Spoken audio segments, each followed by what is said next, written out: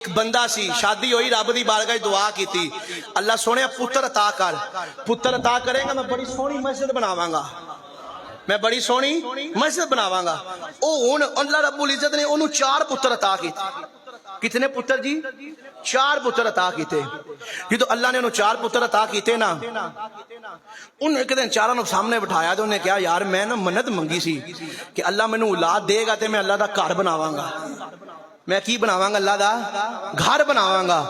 हुण मेरी मन्नत भी पूरी हो गई। अल्लाह ने एक नहीं मैनू 4 बेटे अता फरमाए ने। अल्लाह ने मैनू किन्ने पुत्र अता फरमाए ने? 4 बेटे अता फरमाए ने। एक नहीं 4 पुत्र अता फरमाए ने।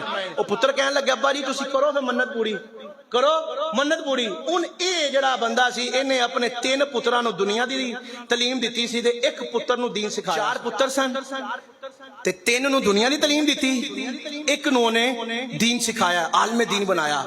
हुण जिहड़े 3 सन उन्हां जनाब पूरी तैयारी हो गई, उन्हें मस्जिद बनानी शुरू कर दी।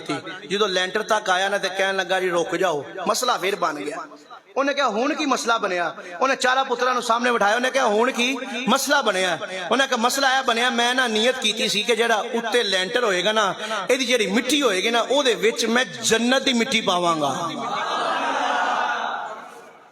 सुभान अल्लाह बोलो यार। ओदे अंदर मैं किहदी मिट्टी पावांगा? जन्नत दी मिट्टी पावांगा। उन 3 जेड़े सन ओ पढ़े सन दुनिया दी तलीम। उन्हां कहा जी असीं पुछने आ सानू दुनिया दे उत्ते जन्नत दी मिट्टी कित्थों मिलेगी? दुनिया के उत्ते जन्नत की मिट्टी कित्थों मिलेगी? हुण मस्जिद चली गई, दीवारां हो गई, लैंटर रुक गया। हुण जन्नत की मिट्टी चाहिए। उन्हें नियत की थी मैं जन्नत की मिट्टी पावांगा। हुण ओ जिहड़े 3 सन ओ स्कूल की तलीम हासिल की थी, जो अपने प्रोफेसर को गए उन्होंने जाके पिछों ना जवाब कोई ना मिलिया। ते ओ जिहड़ा चौथा सी ना दीन पढ़िया सी। एक पुत्र दीन नूं जरूर दिया जे, मेरी गल याद रखिया जे, एक पुत्र दीन नूं जरूर दिया जे।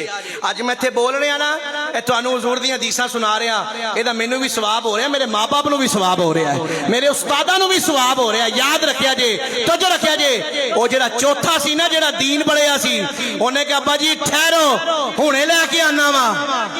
बोल दिया सुभान अल्लाह। आओ जीदा ने ग्रामी तवज्जो ना सुनदे जाया जे मेरे करीम आका दे गुलामो। ओ जेड़े 3 सन उन्हां नूं जन्नत दी मिट्टी कोई ना लभी। ए जेड़ा चौथा दीन पढ़िया सी चलदा चलदा अपने घर दे अंदर आया। एदी मां 4 पाई ते लेटी होई है। अपनी मां नूं बोल के कहंदा है अम्मा जरा वेड़े अंदर टुरिया जे, वेड़े अंदर टुरिया जे। हुण जिथे जिथे मां कदम रखदी जा रही है थल्लों